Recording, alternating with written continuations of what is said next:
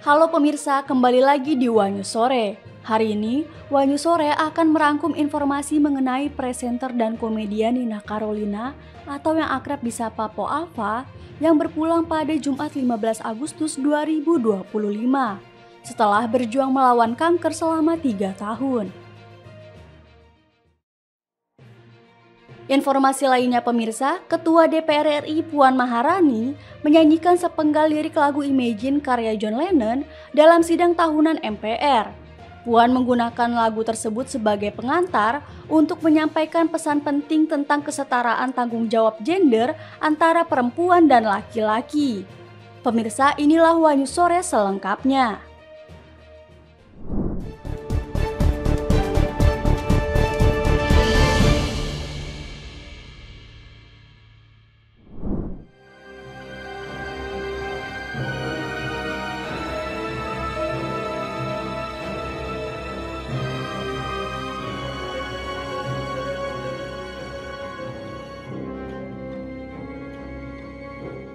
Bupati Pati Sudewo tengah menghadapi masalah demo besar-besaran di wilayah pemerintahannya.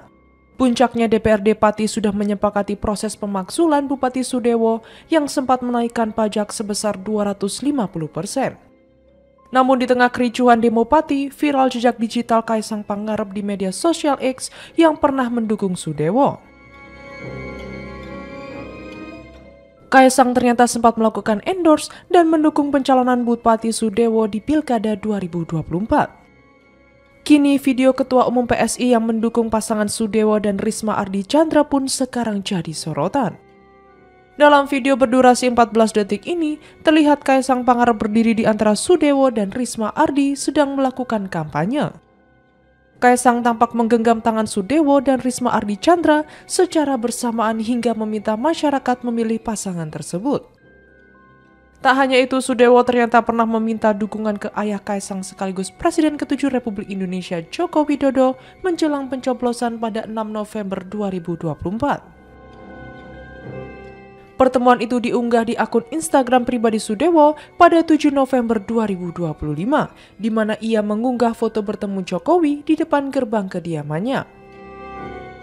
Dalam keterangan foto tersebut, Sudewo mengatakan Jokowi berpesan pentingnya kolaborasi antara pemerintah pusat dan daerah untuk memastikan pembangunan yang inklusif dan berkelanjutan. Ia mengatakan Jokowi berharap dirinya dapat mempercepat kemajuan Pati, meningkatkan kualitas hidup masyarakat, serta memperkuat perekonomian daerah melalui kebijakan yang tepat sasaran kepada masyarakat. Namun kenyataannya justru baru beberapa bulan dilantik, Sudewo sudah memancing amarah warga Pati. Ia dituntut mundur oleh ribuan demonstran yang beraksi di depan kantornya pada 13 Agustus. Unjuk rasa dipicu karena kebijakan pemerintah Kabupaten Pati yang menaikkan tarif pajak bumi dan bangunan perdesaan dan perkotaan hingga 250%.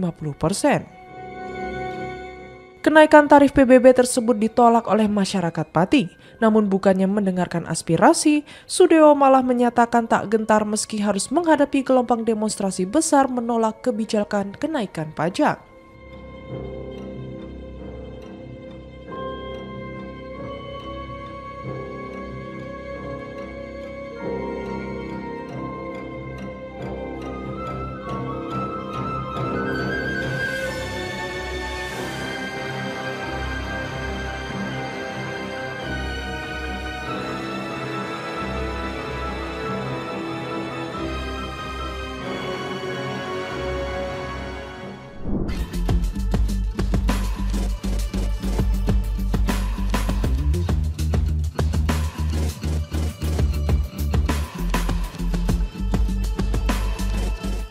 Abraham Samad mengaku dirinya akan memberikan perlawanan jika dijadikan tersangka dalam kasus tudingan ijazah palsu Presiden ke-7 RI Joko Widodo atau Jokowi. Mantan Ketua KPK ini berharap penyidik Polda Metro Jaya objektif dalam menangani kasus tudingan ijazah Jokowi tersebut. Abraham Samad bahkan mengatakan apabila kepolisian membabi buta dalam menangani ijazah tersebut maka dia akan melawan. Ia menyampaikan bahwa pemanggilan dirinya dalam kasus ini karena podcast atau siniar yang tayang melalui kanal YouTube miliknya. Padahal menurut Abraham, pembahasan terkait ijazah Jokowi dalam siniar tersebut bersifat edukasi, sehingga masyarakat paham tentang hak-hak dan kewajibannya. Oleh sebab itu, ia menilai pemanggilannya dalam kasus tudingan ijazah palsu Jokowi ini merupakan bentuk pembungkaman kebebasan berekspresi. Jika ini dibiarkan, kata Abraham, maka dikhawatirkan bisa menjadi presiden buruk bagi iklim demokrasi di Indonesia. Diberitakan sebelumnya, Abraham Samad telah selesai diperiksa penyidik Polda Metro Jaya terkait kasus tuduhan ijazah palsu Jokowi pada Rabu 13 Agustus 2025. Abraham Samad dicecar sebanyak 56 pertanyaan oleh penyidik dengan memakan waktu hampir 10 jam. Pertanyaan yang diajukan penyidik seputar tudingan ijazah palsu tersebut. Perwakilan Abraham, Daniel, mengatakan pertanyaan berkaitan dengan podcast atau siniar yang dilakukan Abraham Samad. Diketahui Jokowi melaporkan dugaan fitnah terkait tuduhan ijazah palsu ke Polda Metro Jaya. Jokowi melapor terkait pasal 310 dan 311 KUHP dan pasal 27A 32 serta 35 Undang-Undang tentang Informasi dan Transaksi Elektronik atau ITE. Setelah dilakukan gelar perkara, laporan tersebut sudah naik ke tahap penyidikan. Total, ada 4 laporan serupa yang naik ke tahap penyidikan, sementara 2 laporan lainnya dicabut. Oleh karena itu, kalau misalnya saja aparat hukum ini membabi buta menangani kasus pidana ini, maka saya pasti akan melawannya sampai kapanpun juga. Karena menurut saya ini bukan tentang saya, tapi tentang nasib seluruh rakyat Indonesia, nasib seluruh rakyat Indonesia yang mendambakan kebebasan berpendapat dan ekspresi yang dijamin oleh konstitusi kita, agar supaya ruang-ruang demokrasi kita tidak semakin sempit. Kira-kira itu.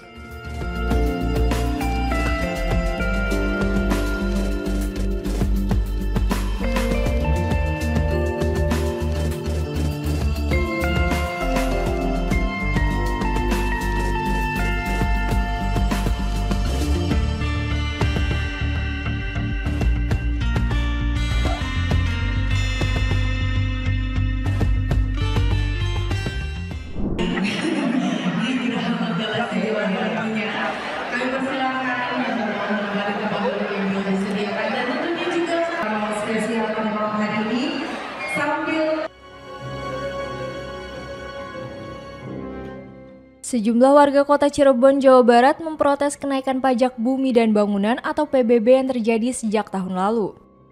Kenaikan PBB di kota Cirebon terbilang fantastis, mencapai 1000%.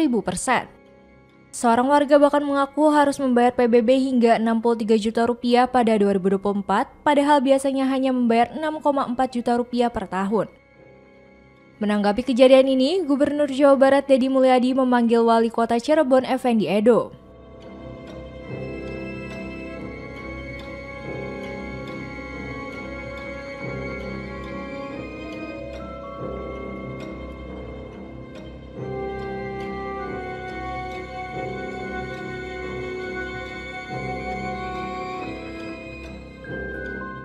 Kenaikan PBB ini menyebabkan keresahan dan menuai kritik masyarakat karena dinilai menambah beban finansial secara mendadak.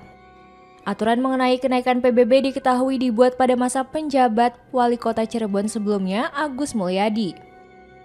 Untuk menyesuaikan nilai PBB dengan nilai jual objek pajak atau NJOP yang tidak direvisi sejak 2018. Deddy Mulyadi meminta agar aturan kenaikan PBB 1000% di Kota Cirebon dibatalkan.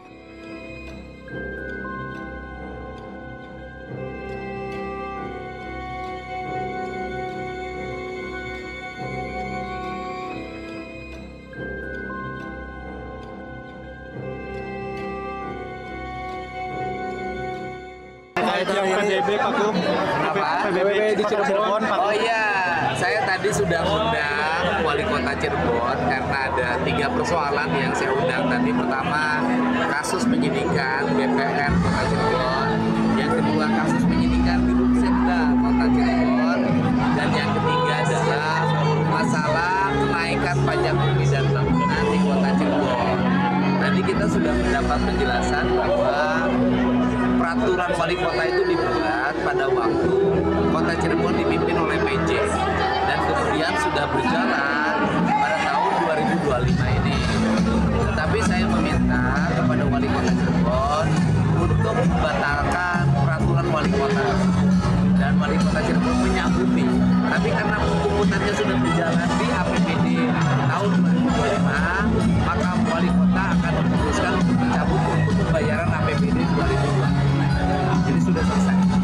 temuan di daerah lain nggak Pak Gub? Sampai hari ini belum ada. Kalau di kabupaten lain hanya kota Cirebon saja.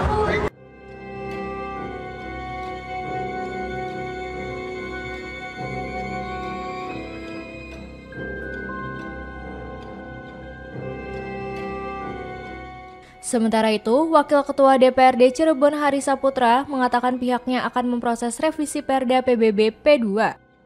Pihaknya berencana menurunkan tarif dasar maksimal dari 0,5% menjadi 0,3%. Salah satu poin krusial yang akan direvisi dalam Perda Nomor 1 Tahun 2024 yakni penyesuaian tarif dasar untuk nilai jual objek pajak atau NJOP di atas 3 miliar rupiah. Revisi Perda sudah masuk dalam program legislasi daerah tahun 2025 DPRD Kota Cirebon. Revisi Perda ditargetkan akan selesai pada September tahun ini.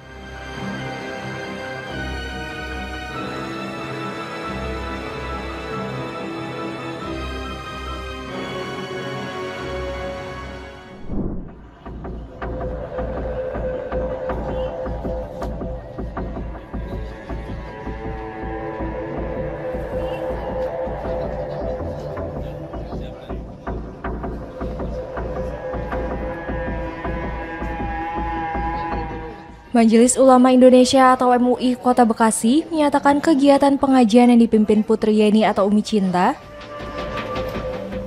di Duku Zamrud, Kota Bekasi tidak mengandung indikasi penyimpangan dari ajaran Islam.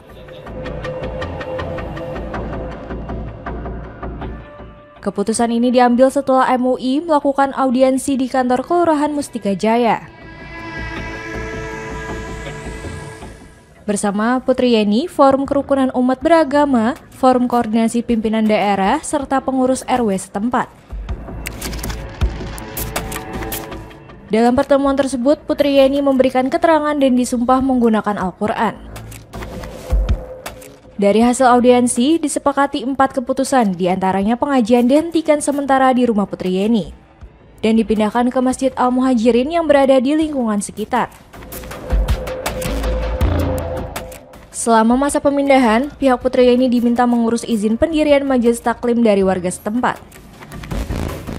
Kesepakatan tersebut dituangkan dalam berita acara yang ditandatangani MUI, Putri Yeni, dan perwakilan lingkungan. Bahwa pengajian tersebut tidak ada indikasi melenceng dari ajaran Islam. Untuk sementara, pengajian yang dilaksanakan di rumah Ibu Putri Yeni dihentikan. Untuk selanjutnya meminta izin warga untuk mengurus perizinan terhadap warga. Pengajian Ibu Yeni dilakukan di Masjid Al-Muhajirin RW 12 Kelurahan Cibumi. Akan dilakukan pendampingan oleh pihak kepolisian dan pemerintah Kota Bekasi, termasuk Majelis Ulama Indonesia Kota Bekasi.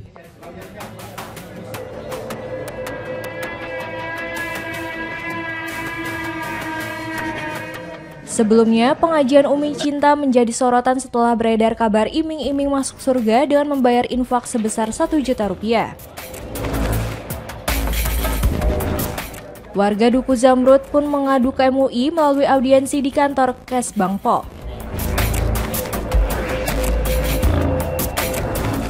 Yang kemudian berujung pada mediasi dan kesepakatan damai antara semua pihak. Sejak itu para pendahulu saya, Presiden Republik Indonesia pertama hingga Presiden Republik Indonesia yang ke-7, bekerja keras membangun bangsa Indonesia. Presiden Prabowo Subianto memberikan pujian pada presiden-presiden sebelumnya. Presiden Soekarno telah memimpin perjuangan pembentukan. Menurutnya, Presiden pertama hingga ke-7 telah bekerja keras membangun Indonesia mewujudkan bangsa yang adil dan makmur. Wilayah Republik Indonesia di tengah berbagai intervensi dan invasi. Prabowo mengatakan Presiden pertama Soekarno telah memimpin perjuangan pembentukan Negara Kesatuan Republik Indonesia atau NKRI. Presiden Soeharto melaksanakan pembangunan ekonomi yang merata. Kemudian berhasil mempertahankan keutuhan NKRI di tengah berbagai intervensi dan invasi negara-negara asing. Dan meletakkan dasar-dasar industrialisasi ekonomi dan menurunkan. Kemudian Presiden Soeharto telah melaksanakan pembangunan ekonomi yang merata dari Sabang sampai Merauke ke arah teknologi tinggi, mampu menjaga stabilitas ekonomi, berhasil mewujudkan swasembada pangan dan meletakkan dasar-dasar industrialisasi ekonomi dan menurunkan kemiskinan ekstrim. Jaga stabilitas bangsa, berhasil memperkokoh kerukunan antara suku, agama, dan sementara Presiden Abdurrahman Wahid atau Gus Dur menjaga stabilitas bangsa, berhasil memperkokoh kerukunan antara suku, agama, dan ras. Bentuk secara kuat dan kokoh. Presiden Megawati menyelesaikan proses hingga jati diri bangsa Indonesia sebagai bangsa majemuk dalam keharmonisan terbentuk secara kuat dan kokoh. Menyelesaikan ribuan kasus perusahaan-perusahaan yang kolaps akibat krisis moneter. Lanjut Prabowo, Presiden Susilo Bambang Yudhoyono atau SBY mampu mengatasi kerawanan ekonomi karena krisis keuangan dunia 2008. Pertama kalinya, serta memperkuat lembaga-lembaga negara. Presiden Susilo Bambang Yudhoyono. Berikutnya, kata Prabowo, Presiden Joko Widodo atau Jokowi melakukan pembangunan berbagai infrastruktur penting meningkatkan konektivitas antara sentra-sentra ekonomi. Dan meletakkan dasar yang kuat untuk pembangunan ekonomi yang adil. Kemudian memimpin di saat yang kritis yaitu pandemi COVID-19 sehingga Indonesia termasuk salah satu negara yang paling cepat pulih dari dampak pandemi. Konektivitas antara sentra-sentra ekonomi memimpin kita di saat yang kritis yaitu pandemi COVID-19 sehingga Indonesia termasuk salah satu negara yang paling cepat pulih dari dampak pandemi. Keluar dari kesulitan ekonomi. Dan juga beliau merintis pembangunan ibu kota negara Nusantara dan meletakkan dasar strategi hilirisasi sumber daya. Terima kasih kami sampaikan kepada Ketua MPR RI. Palu sidang telah kami terima dan sidang kami lanjutkan. Puan Maharani menyanyikan sepenggal lirik lagu Imagine karya John Lennon dalam sidang tahunan MPR. Puan menggunakan lagu tersebut sebagai pengantar untuk menyampaikan pesan penting tentang kesetaraan tanggung jawab gender antara perempuan dan laki-laki. Pidatonya menyoroti pencapaian rekor tertinggi keterwakilan perempuan di DPR RI periode 2024-2029, yaitu sebanyak 127 dari 580 anggota. Angka 127 anggota perempuan tersebut setara dengan 21,9% dari total anggota DPR, sebuah peningkatan dari periode sebelumnya. Meskipun menjadi rekor, Puan menekankan bahwa persentase tersebut masih jauh dari target ideal minimal 30% sesuai semangat afirmasi kesetaraan gender. Puan mengutip lirik Imagine all the people sharing all the world untuk mengajak semua pihak mewujudkan dunia yang setara. Ia mengajak audiens untuk bergabung dalam perjuangan ini sejalan dengan lirik I hope someday you'll join us. Puan menggarisbawahi pentingnya peran perempuan, menyatakan bahwa setengah dari potensi bangsa Indonesia adalah kaum perempuan. Suara perempuan adalah nada asli yang ikut membentuk simfoni kehidupan bangsa. Tanpa nada itu, melodi peradaban akan kehilangan harmoni, hanya seperti denting yang tak pernah menjadi lagu. Laki-laki dan perempuan hidup di dunia yang sama, memikul tanggung jawab yang sama untuk membangun peradaban dunia. Seperti syair lagu yang pernah sangat populer. Imagine all the people sharing all the world. You may say I'm a dreamer, but I'm not the only one. I hope someday you will join us and the world will live as one. Terima kasih kami sampaikan kepada Ketua MPR RI. Palu sidang telah kami terima dan sidang kami lanjutkan. Bismillahirrahmanirrahim. Assalamualaikum warahmatullahi wabarakatuh. Saya mohon maaf yang sebesar-besarnya. Saya akan berbuat yang lebih baik. Demonstrasi yang terjadi di Pati, Jawa Tengah menjadi perhatian pemerintah pusat. Aksi tersebut dipicu kebijakan kenaikan pajak bumi dan bangunan atau PBB hingga 250% yang dinilai memberatkan masyarakat. Menteri Dalam Negeri Tito Karnavian mengatakan ia telah memberikan teguran kepada Bupati Pati Sudewo melalui telepon. Ia juga menanyakan mekanisme kenaikan pajak 250% sudah diperhitungkan atau belum dengan kemampuan masyarakat.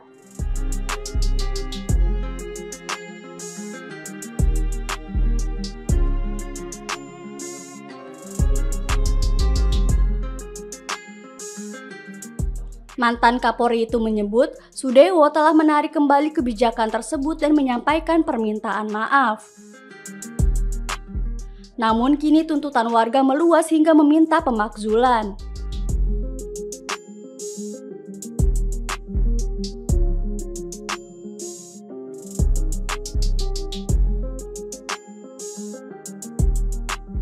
Tito menegaskan proses pemakzulan memiliki mekanisme resmi yang harus dilakukan melalui DPRD.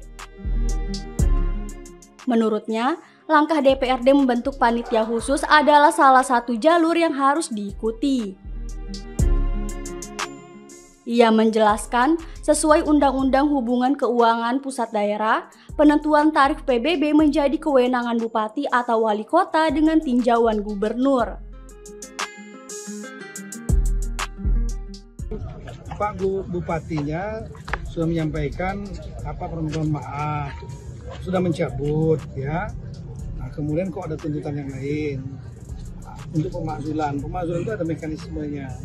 Mekanismenya diantaranya adalah melalui mekanisme DPR. Saya dengar DPR sudah membuat pansus. Ya udah kita ikutin aja itu, tapi jaga situasi kondusif. Saya mohon rekan-rekan kepala daerah lainnya, setiap mengeluarkan kebijakan yang berhubungan dengan pajak, retribusi, jangan sampai memberatkan masyarakat. Lakukan bertahap saja, jangan bertahap. Itu selama penghitungan NJOP juga harus hati-hati. Ya.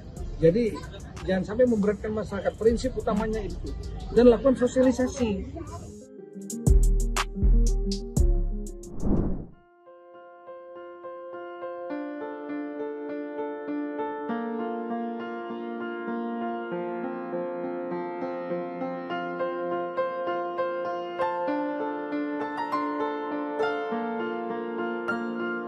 Presenter dan komedian Nina Carolina yang dikenal sebagai Empo Alpa meninggal dunia pada Jumat 15 Agustus 2025 di usia 38 tahun. Kabar duka ini dikonfirmasi oleh rekan kerjanya, Raffi Ahmad, dalam program TV dan juga melalui unggahan di akun Instagram miliknya.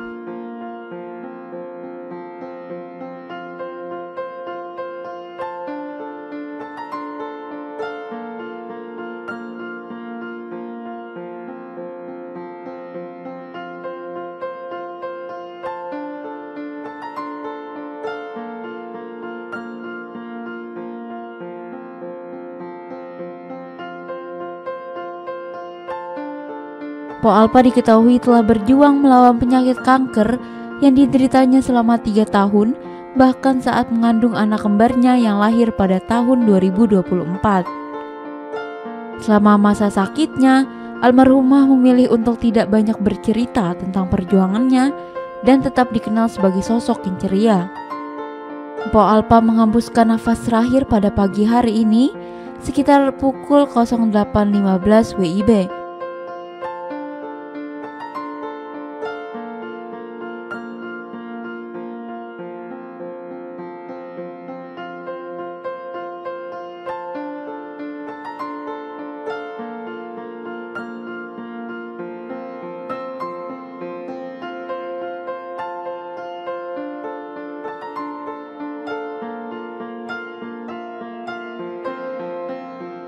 Unggahan Raffi Ahmad di Instagram yang menyertakan foto dirinya dan Irfan Hakim saat menjenguk Po Alpa di rumah sakit.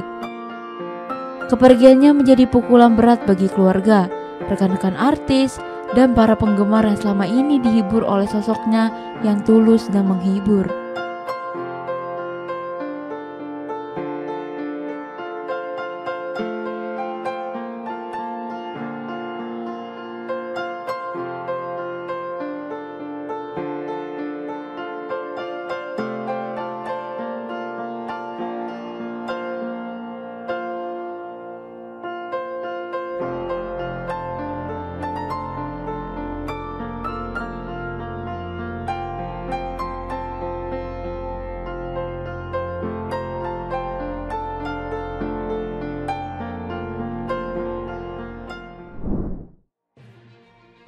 Demikian informasi yang dapat kami sampaikan pemirsa. Terima kasih telah bergabung bersama kami. Sampai jumpa di One News sore berikutnya setiap hari pukul 7 malam hanya di kanal YouTube TV One Newscom.